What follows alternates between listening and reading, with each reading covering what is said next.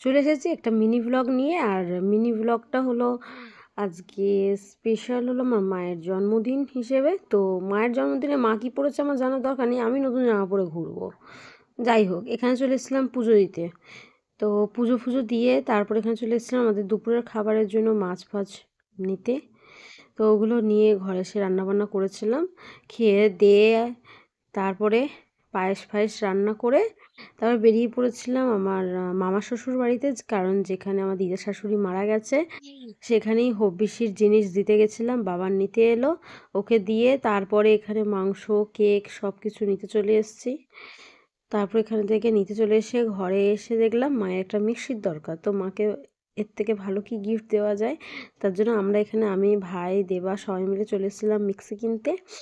আর মিক্সিটা কিনে নিয়ে গিয়ে তারপরে খাওয়া দাওয়া সব শেষ করে এখানে কেক কাটতে বসা হয়েছে। আর এখানে দেখো, মানে ওই আমি দেশলাই করে জ্বালাতে জ্বালাতে আমার হাতেও লেগে গেছে। লাস্টে আমার ভাই এসে মোমবাতি করে এটা জ্বালিয়ে দিল, আর লাইটটাও লিভিয়ে দিয়েছে, দিয়ে ওরা ফু দিয়ে পুরো অন্ধকার করে দিয়েছে ঘরটা।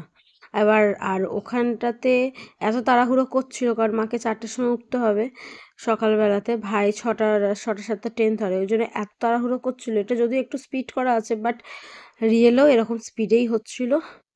তো এরকম তাড়াহুড়ো করে, মানে কেকটাও ভালো করে কাটেনি, যে মানুষ কেকটা ভালো করে কাটবে তারপরে খাওয়াবে সেটাও কাটেনি, সকাল 4টের সময় উঠতে হবে বলে। মানে কেকটাকে পুরো খাবলা খাবলি করে ইয়ে করেছে, কি বলবো।